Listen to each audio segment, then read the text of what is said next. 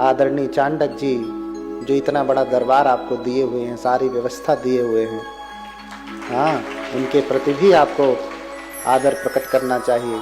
न करते तो आप कैसे सुनते। मैं श्रीलंका में था, म्यांमार के एक बंदे मेरे मित्र हैं, लेकिन अंग्रेजी नहीं आती म्यांमार के लोगों को। अपनी भाषा में बर्मीज में पढ़ाई लिखाई सब कुछ होता है। हमारा ही देश ऐसा है जहाँ बहुत सारी भाषाएं हैं। श्रीलंका में चले जाएंगे तो सिंहली है, म्यांमार में जाएंगे तो बर्मीज है, थाई में जाएंगे तो थाईलैंड में तो थाई है। हमारे देश में ही 75 भाषाएं हैं। हाँ, उनको बर्मीज आती थी, अंग्रेजी बस यस नो वेरी गुड इतना ही। हाँ, उनका एक कुत्ता था, कुत्ता रखा था उन्होंने। एक दिन निकल करके बाहर जो है टहलने लगा। उसी समय जो कुत्ते पकड़ने वाले होते हैं ना, इधर उधर जो दौड़ रहे हैं, काटते हैं, हाँ, परेशानी खड़ा करते हैं, उनको पकड़ने वाले आ गए। उनका भी कुत्ता उधर ही बाहर अन्य कुत्तों के साथ खेल रहा था, देसी कुत्तों के साथ, रोड छाप कुत्तों के साथ खेल रहा था। उसी समय सबको पकड़ रहे थे तो इसको भी पकड़ने लगे, पकड़ करके गाड़ी में भरने लगे। उसी समय बनते देख लेते हैं, भागे भागे आते हैं, कहते हैं no sir no sir, I am dog, I am dog.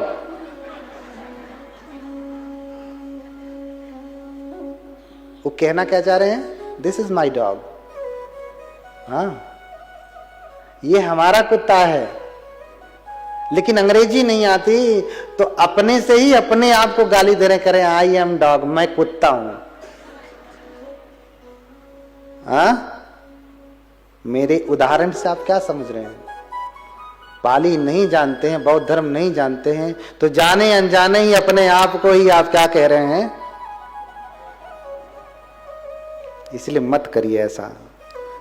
जो नहीं जानते उसके बारे में चुप रहिए, गलत व्याख्या नहीं करिए। बुद्ध के भाष्य को अभाष्य नहीं करना चाहिए। हाँ, आभाष्य को भाष्य नहीं करना चाहिए। समझ रहे हैं ना। जानिए तब कहिए, नहीं जानिए तो मत कहिए। इसलिए भगवाधारी, मैं इसीलिए इस पे इशारा कर रहा था। आशा करता हूं कि आपको समझ में आया होगा। बोलिए भगवान बुद्ध की। अपा पूरे तंगम तस्दारं सुनंतु भगवा विमलेनानुबुद्धं। हे भगवान, आप विमल हैं, बिना मल के हैं, मल रहित हैं। आप अमृत का द्वार खोलें। अरे आप सोच रहे हैं ना कि ये लोग समझेंगे नहीं। हे भगवान, मेरा आपसे निवेदन है, छोटा सा निवेदन है। सेले यथा पब्बत मुद्ध निठिते यथा पिपसे जनतं समनंततो। जैसे कोई पहाड़ पे खड़ा हो जाए, पर्वत पे खड़ा हो जाए, वहां से खड़ा होकर के अगर नीचे देखता है तो लोग कितने बड़े बड़े दिखाई देते हैं, बहुत छोटे छोटे ना, कीड़े मकोड़ों की तरह से, चींटे चींटियों की तरह से इतने साइज के दिखाई देते हैं ना। सेले यथा पब्बत मुद्धि निठिते यथा पिपस्य जनतं समनंततो। पඤ्ඤा पासादमारुह्य अशोको शोकिनीं पजं। आप उसी प्रकार से, जैसे कोई पर्वत से जब नीचे देखता है तो लोग छोटे छोटे दिखाई देते हैं, आप भी प्रज्ञा रूपी पर्वत पर चढ़ करके देख रहे हैं, इसलिए ये लोग छोटे दिखाई दे रहे हैं, तुच्छ दिखाई दे रहे हैं ना। भगवान, आपसे निवेदन है, प्रार्थना है, हे भगवान, सुनंतु भगवा देसे तु भगवा धम्मं अन्यतारो भविष्यति। हे भगवान, मेरा आपसे निवेदन है, प्रार्थना है। ब्रह्मा जी हाथ जोड़ करके प्रार्थना कर रहे हैं, देसे तु भगवा धम्मं अन्यतारो भविष्यति। हे भगवान, आपकी धर्म देशना, आप धर्म देशना दें। बहुत सारे ऐसे लोग हैं जो सुनेंगे और आपके वचनों को धारण करेंगे। आप ऊंचाई से देख रहे हैं, इसलिए लोग नीच दिखाई दे रहे हैं, छोटे दिखाई दे रहे हैं। आप थोड़ा नीचे उतर करके देखिए तो आपको दिखाई देगा कि ये आपके धर्म को, बहुत सारे ऐसे लोग होंगे जो आपके वचन को समझेंगे। इसलिए बहुजन हिताय कहा, चरथ भिक्खवे विचारिकन बहुजन हिताय। बुद्ध ने जब उपदेश दिया तो क्या कहा? बहुजन हिताय, बहुजन सुखाय। बहुतों के हित के लिए, सबका हित नहीं हो सकता, ध्यान रखना। जो भयंकर पाप करके आया है उसे तो भोगना ही है, चाह करके भी हम नहीं कुछ कर सकते। बहुत सारे ऐसे लोग हैं जो भयंकर बीमारी में पीड़ित, हम चाह करके भी नहीं ठीक कर सकते। दुनिया के बड़े बड़े डॉक्टर भी नहीं ठीक कर सकते, उसे तो भोगना ही है। उसका हम कैसे कल्याण कर पाएंगे? लेकिन बहुत सारे ऐसे लोग हैं जो ठीक हो जाते हैं। तो बहुतों के हित के लिए, बहुत जनों के हित के लिए, हाँ, बहुजन हिताय। आज तो बहुजन समाज पार्टी हो गई है, हाँ? तो उस पार्टी के हित के लिए नहीं कह रहा हूं मैं, बहुत सारे लोगों के हित के लिए कह रहा हूं। आज तो बहुजन हिताय क्या हो गया है? भोजन हिताय, भोजन सुखाय। जहां भोजन मिले, हाँ, खाने के लिए नहीं जीते, जीते हैं कि जीने के लिए खाते हैं। सुबह से लेके आज, अभी रात को सोया कि मन में चल रहा है कि सुबह नाश्ता क्या बनेगा, इसकी चिंता सताने लगी। दोपहर को खाना क्या बनेगा, रात को क्या बनेगा, होता है ना? बोलिए भगवान बुद्ध की। हाँ, सुनंतु देशे तु भगवा धम्मं अन्यतारो भविष्यति। हे भगवान, आप धर्म की देशना देवें, बहुत सारे लोग आपके धर्म को सुनेंगे, धारण करेंगे। तो ब्रह्मा जी के निवेदन को बुद्ध ने स्वीकार किया, मौन रह करके स्वीकार किया। पहली बात तो ये कि बिना निवेदन के कोई चीज दिया जाए, बिना मांगे कोई वस्तु दी जाए तो उसकी कीमत लोग समझते नहीं। सरकारी हॉस्पिटल में आयरन की गोलियां मिलती हैं, माताएं खाती हैं तो पेट फूल जाता है, वही पैसे से खरीद के लाती हैं तो बहुत फायदा करता है। मुफ्त में कुछ मिलता है तो उसकी कीमत कोई नहीं समझता है। इसलिए निवेदन किया जाता है, आप भी तीसरणेन सह पंचशीलं धम्मं याचामि। आप ये याचना रोज करते हैं तो पंचशील तो हम दे देते हैं, धर्म 3 घंटे तक 4 घंटे तक देते हैं आपको। आप याचना करके जाते हैं इसलिए देते हैं, नहीं याचना करते तो नहीं देते। हाँ, तो बुद्ध से याचना किया गया, तभी से परंपरा हो गई कि पंचशील भी देना है तो बिना याचना के, बिना मांगे नहीं देना है। बिना मांगे दिए हुए का लोग ज्यादा मूल्य नहीं समझते हैं। हाँ, अब भगवान मौन रह करके स्वीकार कर लेते हैं, फिर सोचते हैं किसको उपदेश करूं। आलार कलाम तो पहले ही काल कवलित हो गए, मर गए। उद्दक रामपुत्र वो भी नहीं रहे, सबको वहीं बैठे बैठे अपने दिव्य चक्षु से बुद्ध देख लेते हैं। और फिर देखते हैं कि पंचवर्गीय जीवित हैं और बनारस में है, वाराणसी में है, इसलिए उनको उपदेश करने के लिए आते हैं। पहला उपदेश उन्हीं को देते हैं। दूर से ही बुद्ध को देखते हैं तो पहले तो स्वीकार नहीं करते, कहते देखो आ गए, अब खा पी करके मोटे हो गए, चिकनाई चढ़ गई, चेहरा चमक रहा है, अब आ गए, सेवा करवाने के लिए आ रहे हैं। हाँ, तो आपस में ही सब निर्णय कर लेते हैं दूर से देखते हुए कि हाँ वो आ रहा है ना श्रमण गौतम। हाँ, प्रणाम मत करना। कह कौडिन्य न करब प्रणामा, उठब न आयहूं तजब न ठामा। बोला वप्र न आसन देवे, गहबन पात्र न चीवर लेवे। कौडिन्य कहते हैं कि पंचवर्गीय में कौडिन्य भी है ना, देखो आ रहा है, प्रणाम नहीं करेंगे। हाँ, आ रहे हैं तो आए, बैठने के लिए आसन नहीं देंगे, जहां मन करेगा बैठेंगे। आ रहे हैं तो आए, पात्र नहीं लेंगे उनका, लेके खड़े रहे अपना। आ रहे हैं तो उनका चीवर भी नहीं लेंगे, संघाती कंधे पे रखा जाता है। हाँ, उनका जो मन करना है सो करे, हम लोग कुछ नहीं करेंगे, जो मन करे सो करे, भ्रष्ट हो चुके हैं अब वो। लेकिन देखी तथागत चुंबक दंडा, भगवान के चुंबकीय व्यक्तित्व को देख करके, जैसे चुंबक होता है ना, वो दाढ़ी बनाने वाला ब्लेड होता है ना, शेविंग वाला, वो ब्लेड नीचे ऐसा रख दीजिए और ऐसे ऊपर से चुंबक लेकर के जाइए, पास लेकर के जैसे आएंगे, चुंबक जैसे जैसे पास आएगा, ब्लेड कितना भी कहे ना ना ना ना कुछ नहीं करूंगा, लेकिन जैसे ही चुंबक पास आने लगेगा, ब्लेड हिलने लगेगा, कंपन होने लगेगा। जैसे जैसे पास आएगा ब्लेड उठने लगेगा, और पास आ गया उठ के खड़ा हो जाएगा।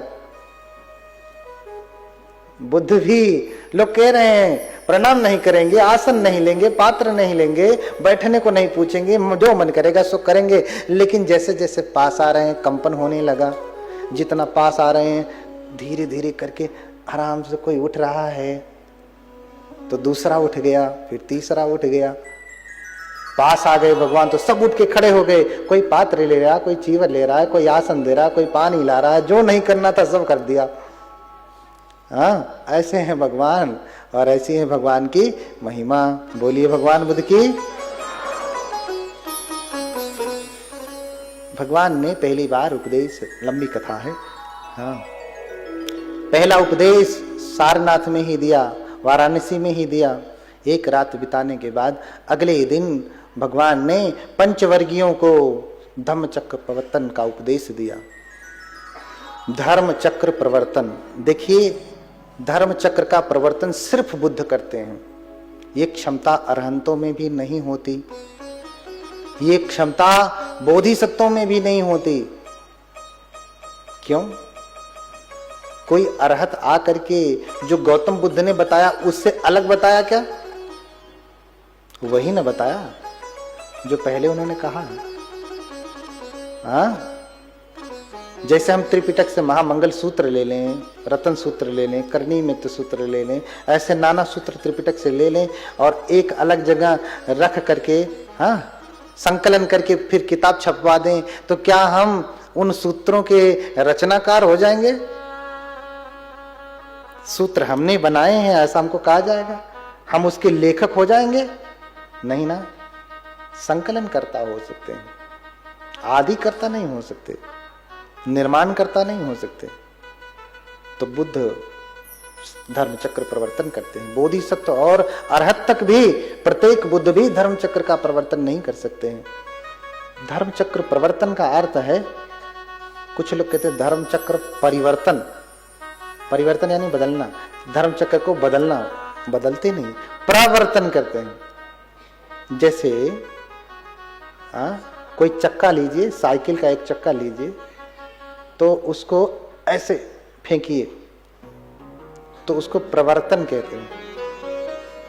वो चक्का क्या होगा?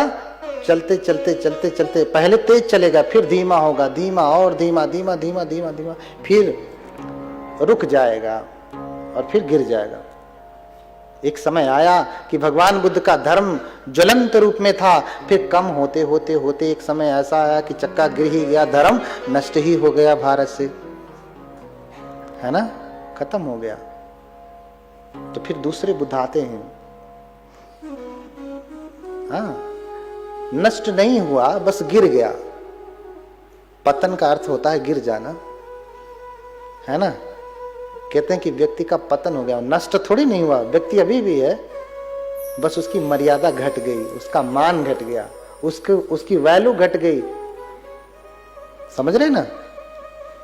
तो धर्म चक्र गिर गया, इसका मतलब ये नहीं कि चक्र खत्म हो गया, मानने वाले कम हो गए, मानने वाले कम हो गए। जब कोई दूसरे बुद्ध आएंगे फिर से धर्म चक्र का प्रवर्तन करेंगे। चक्का रुक गया, फिर से धक्का देंगे, फिर चलने लगेगा, फिर रुकेगा, फिर बुद्ध आएंगे, फिर चक्का धक्का देंगे, फिर चलने लगेगा। इसी को प्रवर्तन कहते हैं। हाँ, धर्म चक्र प्रवर्तन किया, धम्म चक्र प्रवर्तन सूत्र का उपदेश दिया। क्या उपदेश दिया? कि भिक्षुओं, संसार में दुख है, दुख का कारण है, दुख का निवारण है। ये 4 आर्य सत्य का उपदेश दिया। और इन्हीं 4 आर्य सत्यों में अष्टांगिक मार्ग भी है और प्रतीत्य समुत्पाद भी है। इन सब का उपदेश स्वयं बुद्ध ने दिया। पहले ही बताया, इदं खोपन भिक्खवे दुखं आर्य सत्यं। दुख आर्य सत्य है। हाँ, अब दुख का मतलब क्या होता है? सभी बैठ के रो रहे हैं, बिलक रहे हैं? ना ना ना। अरे दुख दुखता, विपरिणाम दुखता, संस्कार दुखता, 3 प्रकार के दुख को बांट दिया गया। फिर ये जो मोटे मोटे दुख हैं, जाति पे दुख, जरा पे दुख, व्याधि पे दुख, मरणम पे दुख, हाँ, अप्रिये ही संपयोगो दुखो, पिये ही विपयोगो दुखो, यम पिच्छं न लभति तम पे दुखं संखितेन पंचुपादान खंदा दुख। ये मोटे मोटे दुख हैं। जन्म लेना दुख, मरना दुख है, प्रियों का वियोग दुख, अप्रियों का मिलन दुख, दो जो चाहते हैं वो नहीं मिलता तो दुख, हाँ, बुढ़ापा दुख। समझ रहे हैं ना? 5 उपादान स्कंद दुख, ये सबको समझ में आता है। ऐसे आंखों से दिखता भी है। कोई मर गया तो लोग दुखी होते हैं, लेकिन इससे भी गहरा एक दुख होता है विपरिणाम दुखता, जो बहुत कम लोगों को दिखाई देती है। हाँ? वो क्या है? जिसे हम सुख समझते हैं वो सुख नहीं है, उसमें भी दुख है। हाँ?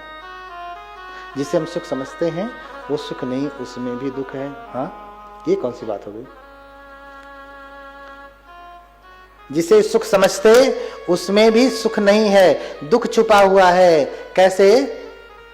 जैसे हमने सुख कहां देखा? सुंदर सी गाड़ी में। और सुख कब तक नहीं मिलेगा? जब तक गाड़ी न आ जाए। चलो भैया, ले लिया बढ़िया BMW कार, आ गई घर पे, सुख मिलेगा ना? बड़ा अच्छा रहेगा, पूरी रात भर पार्टी चलती रहेगी। अगले दिन बैठेंगे तो पैर भी डालेंगे ऐसा कि आराम से, कि कहीं गाड़ी को तकलीफ ना हो जाए। हाँ? गाड़ी में पैर भी डाल करके बैठेंगे तो कहीं गाड़ी को तकलीफ ना हो जाए, ऐसे बैठते हैं। सीट पे बैठेंगे तो कहीं सीट को तकलीफ ना हो, ऐसे बैठते हैं। इतना कुछ दिन चलता है। लेकिन वही कार पहले दिन जो आनंद रहा, दूसरे दिन, तीसरे दिन, चौथे दिन, 5वें दिन, 1 महीने बाद, 2 महीने बाद, 1 साल बाद, 2 साल बाद, 5 साल बाद, अभी भी वही सुख है जो 5 साल पहले था, आज खरीदा।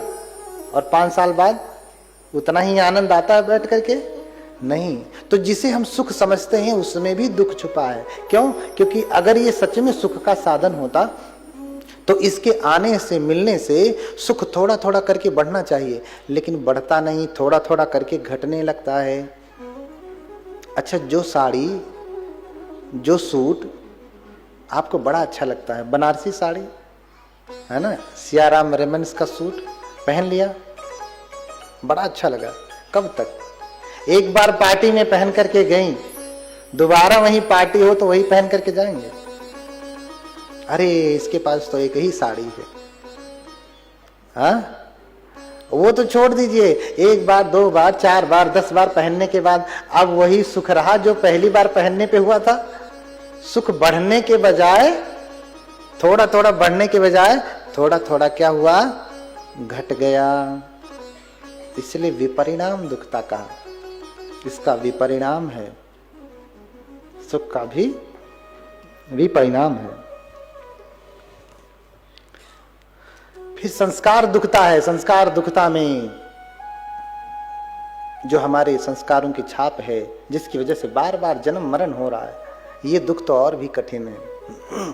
तो 4 आर्य सत्य में दुख आर्य सत्य है, उसका समुदय है। दुख है तो उसका कारण है, और कारण है तो फिर निवारण भी है। हाँ, कारण क्या है? तृष्णा है। निवारण क्या है? यो तत्साय तंहाय अशेष विराग निरोधो जागो पटि निसग्गो। उस तृष्णा को मैंने पहले ही बताया ना, उसे, उसकी थूनी को गिरा देना है। हाँ, उसके बम्बू को गिरा देना है, तंबू गिर जाएगा। ठीक है? उस तृष्णा को जो अशेष विराग हो, बिना शेष के, है ना, जरा सा भी शेष ना रह जाए, विराग पैदा कर ले। त्याग पैदा कर ले, निरोध पैदा कर ले, तो जाकर के दुखों से मुक्ति होगी। अब ये विराग त्याग निरोध कैसे आएगा? कौन सी दवाई खाएंगे तो आएगा? कौन से रास्ते पे चलेंगे तो आएगा? तो कहा दुख निरोध गामिनी पटिपदा आर्य सच्चंग, ये दुख निरोध गामिनी प्रतिपद अयमेव अर्यो अट्ठांगिको मगो, ये आर्य अष्टांगिक मार्ग है। सम्मा दिट्ठी, सम्मा संकप्पो, सम्मा वाचा, सम्मा कम्मंतो, सम्मा आजीवो, सम्मा वायामो, सम्मा सति, सम्मा समाधि। ये आर्य अष्टांगिक मार्ग हैं। ये वही दवाई है जिसको खाने से विराग, निरोध, त्याग, उपशमन पैदा होगा। हाँ, समझ रहे हैं ना? संसार में बहुत प्रकार की औषधियां हैं, लेकिन धम्मो सधम पिबथ भिक्खवे, ये धर्म रूपी औषधि प्राप्त पिए। और धर्म में भी जो अष्टांगिक मार्ग की औषधि है, और फिर उसको पीने के बाद आप निरोग होंगे, बिना रोग के हो जाएंगे, निरोगी। समझ रहे हैं ना? तो ये पहला उपदेश दिया पंचवर्गीयों को, और फिर उपदेश देने के बाद कहते हैं कि देवतागण सिंहनाद करने लगते हैं। हाँ, देवतागण क्या करने लगते हैं? सिंहनाद करने लगते हैं। हाँ, एक सिंहनाद सोसाइटी है ना, दूसरी आयोजक में दो सोसाइटी में दूसरी सोसाइटी कौन है? सिंहनाद। देवतागण सिंहनाद करते हैं। चातुम महाराजिकानंग देवानंग सद्दंग सुत्वा एतं भगवता वाराणसीयं इसी पत्ने मिगदाये अनुत्तरं धम्मचक्रं पवत्तितं आपटिवत्यं समणेन वा ब्राह्मणेन वा